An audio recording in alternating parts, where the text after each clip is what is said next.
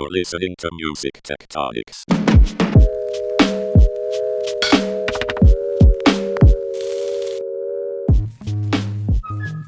Welcome back to Music Tectonics, where we go beneath the surface of music and tech. I'm your host, Dimitri Vitsa. I'm also the founder and CEO of Rock, Paper, Scissors, the marketing and PR firm that specializes in music innovation. This week, we're continuing our conference conversations series from the Music Tectonics Conference. Over the next several weeks, we'll be bringing you some of our favorite discussions, interviews, and panels that capture what's happening right now in music innovation. Today, I'm sharing a conversation with Ethan Millman from The Hollywood Reporter. I snagged Ethan on the fly at the conference, and we sat down at the Shore podcast studio by the pool. I asked him one seismic shift he's keeping an eye on, and guess what? It wasn't AI. We talk about the blurring lines between distribution and record labels. Ethan shares his insights on why distribution has become the hot topic of the year, how label services are evolving, and what this all means for artists trying to navigate an increasingly complex landscape. But first, the news.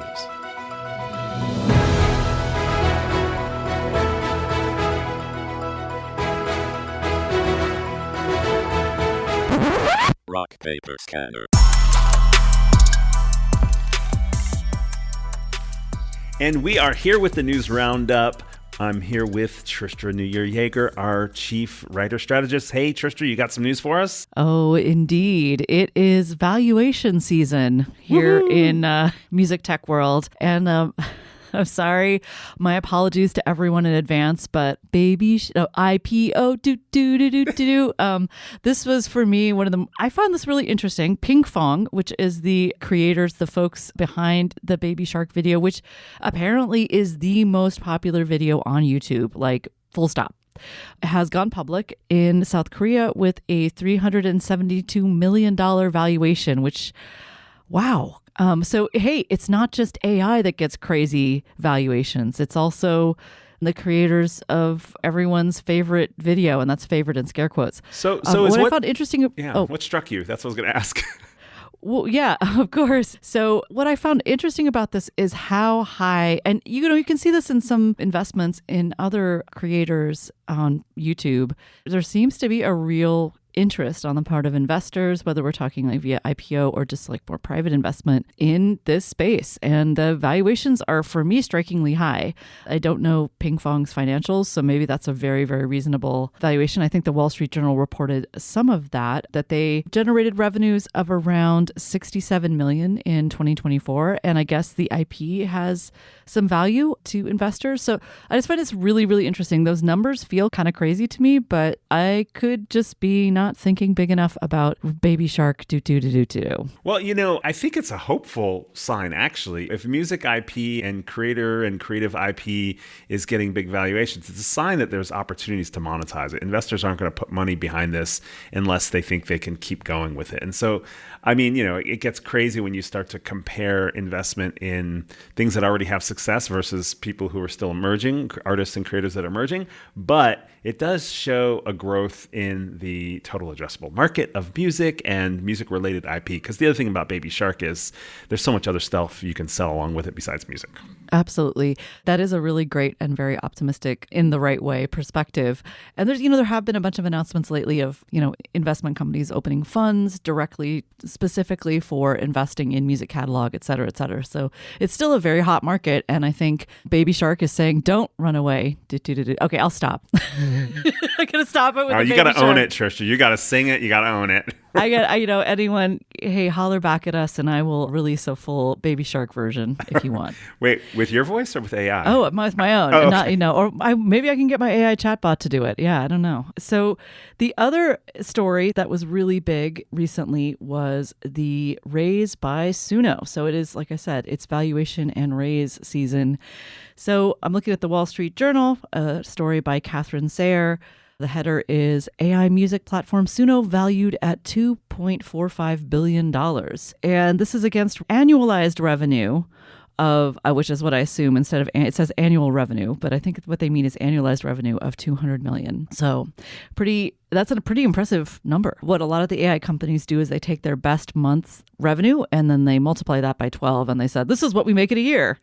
Because in some ways the revenue is so recent, so they don't have, I mean, maybe there's probably some kind of accounting justification for that besides the fact that it looks much cooler. Well, as long as it's staying it's, even or growing, that's accurate. Yeah. Yeah. It is Depending wild on to what happens with various lawsuits and such. That's true. And, I'm really curious after when we saw what happened with Udio and their deals with the majors, with UMG specifically, and then with Warner, you kind of start to wonder, like, what actually is the product here? What is the business model going to be for Udio? And I assume Suno's going to have to eventually come up with some similar compromise. How is this going to work? Like, what are people actually going to pay for? That to me is such a fascinating question, and what the business models are going to look like. That is like, I mean, I wish I had a crystal ball. I can't wait to find out how this all shakes out.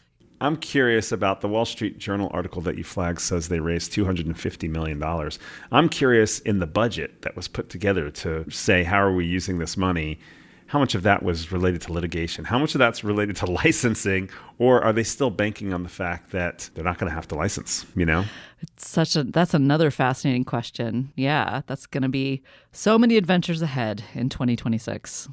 Yeah. So we got Baby Shark going public with $372 million valuation. Suno, the AI music platform, raising $250 million, valued at $2.45 billion.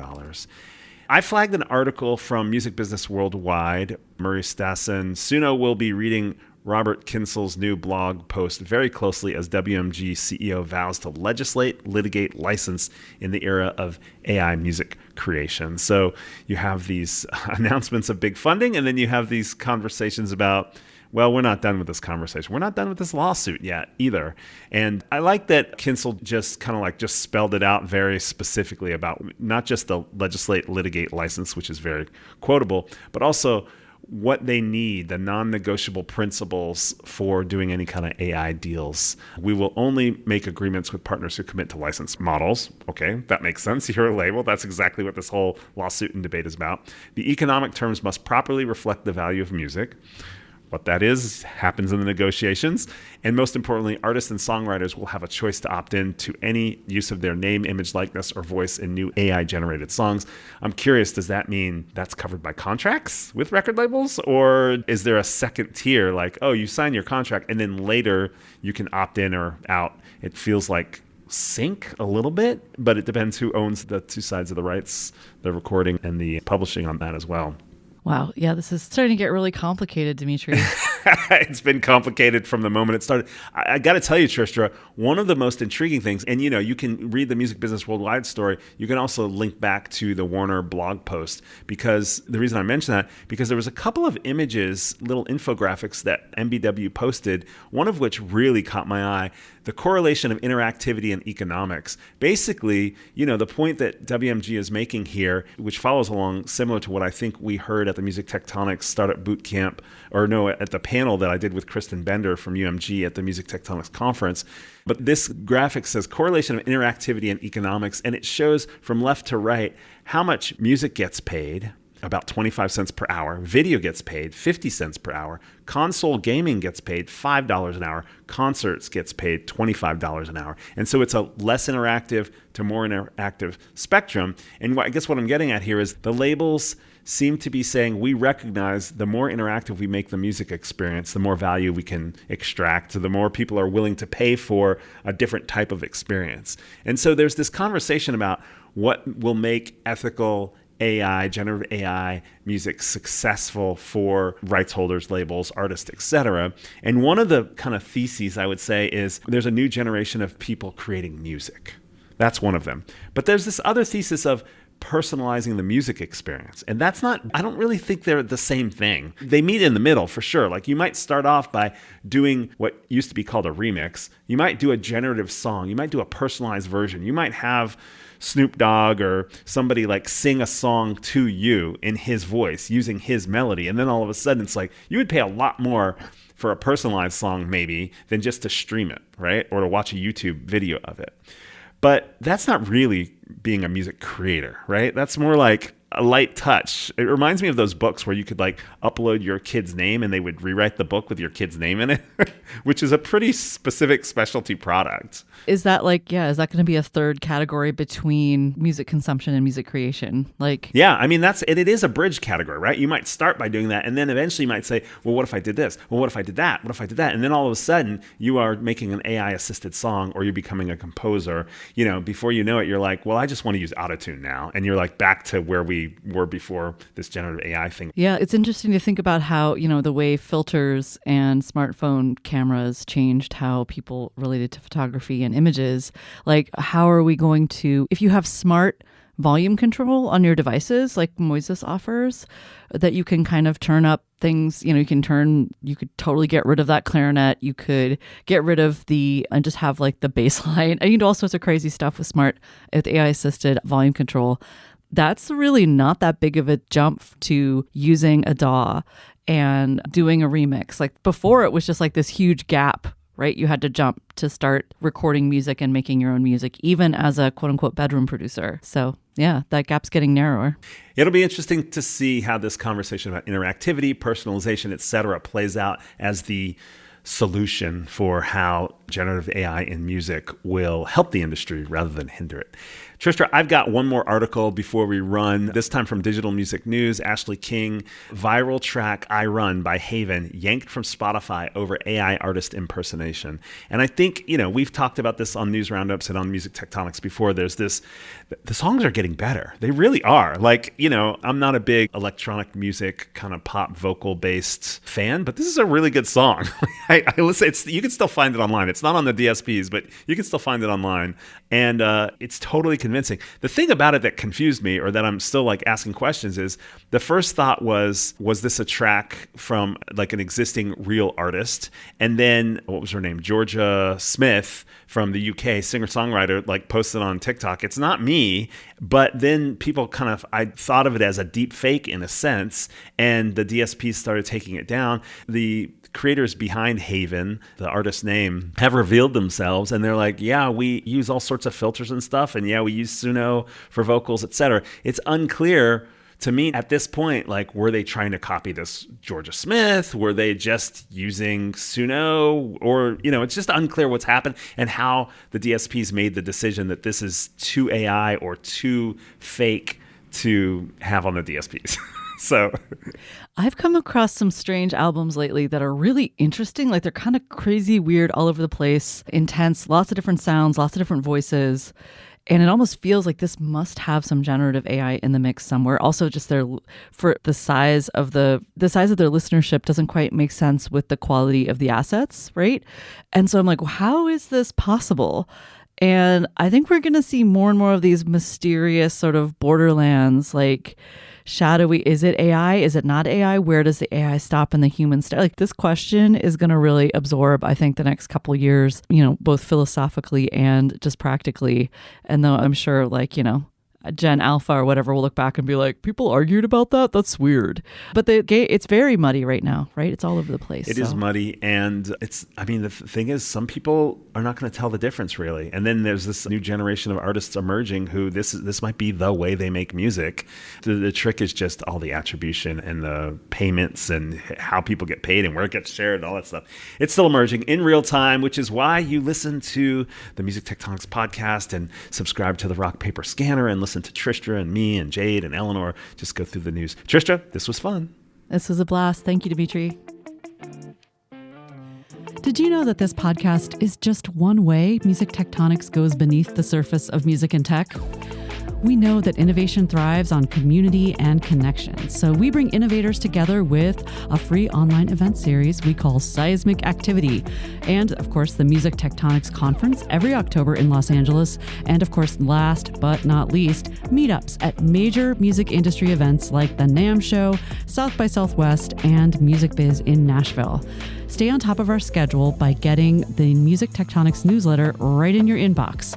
Sign up right now at musictectonics.com.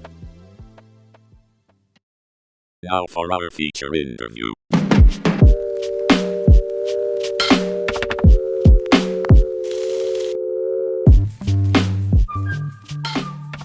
Hey, I'm here with Ethan Millman from The Hollywood Reporter. How you doing, Ethan? I'm doing great. Good morning. Good morning. You're one of the early birds here at Music Tectonics. Yeah, I saw, but, wanting to make sure I got a parking space. So. Yeah, I mean, traffic, everything in LA is crazy, like traffic especially.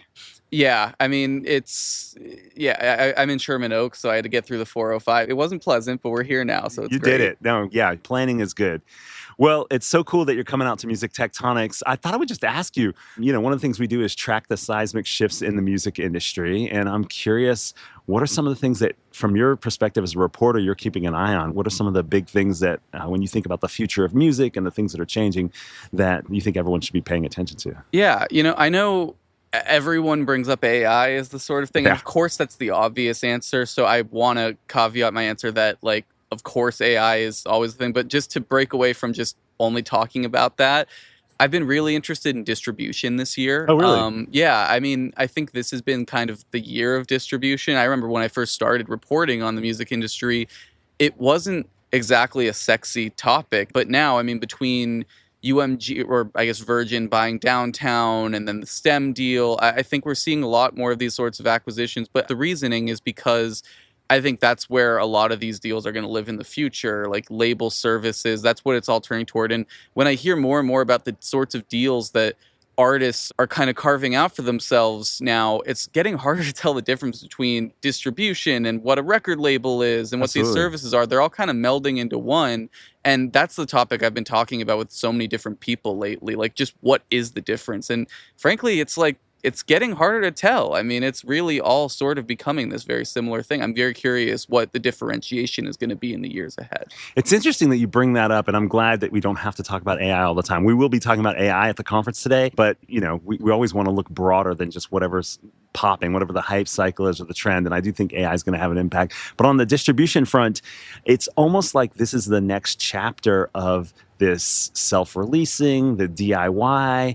Then, you have kind of like the middle-class musician. Then you have the major. There's this other tier in between that I think you're talking about. There was this whole conversation 10, 15, 20 years ago about the long tail of music. Well, the long tail is not getting shorter, but it might be starting to get a little fatter. And I think some of these players you're talking about are figuring out how do you both serve that middle tail and also fatten it as well. Right. Yeah. And, I don't want me saying this to say, oh, there's no such thing as a record deal and it'll never happen anymore. But I think about what the future of all these things look like. And everyone's talking about how it doesn't involve copyright anymore. And you keep your masters and all these things. And when it gets to that, it's just, I'm perplexed by okay, so what is the difference between all this? I mean, there's of course the sort of marketing and all the other, levers that are at labels, but more and more of these companies that are below that are saying we have all these things too. And it's just, if I'm a developing artist, it's interesting to me to think okay, what is the right answer then? Because it sounds like you're all telling me you can do the same thing. Yeah, I hear more and more distributors saying, well, we're not exactly a distributor. We're not exactly a record label, or we are a record label.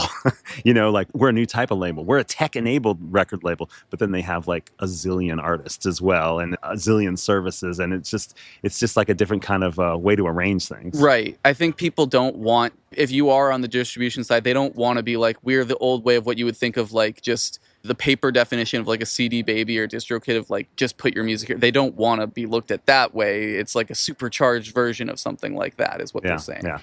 Well, this is fun. Thanks for checking in. Is there one more trend or seismic shift that's on your mind we could hit on before we wrap up? I'm sure there's one. I can't think of it at the moment, but I'm sure I'll come back to you if I think. Well, we'll ask you at the end of the day. Ethan, great talking to you. I'm so glad you're at Tectonics. Thanks for having me. Thanks for listening to Music Tectonics. If you like what you hear, please subscribe on your favorite podcast app. We have new episodes for you every week. Did you know we do free monthly online events that you, our lovely podcast listeners, can join? Find out more at musictectonics.com. And while you're there, look for the latest about our annual conference and sign up for our newsletter to get updates. Everything we do explores the seismic shifts that shake up music and technology, the way the Earth's tectonic plates cause quakes and make mountains. Connect with Music Tectonics on Twitter, Instagram, and LinkedIn. That's my favorite platform. Connect with me, Dimitri Vitsa, if you can spell it. We'll be back again next week, if not sooner.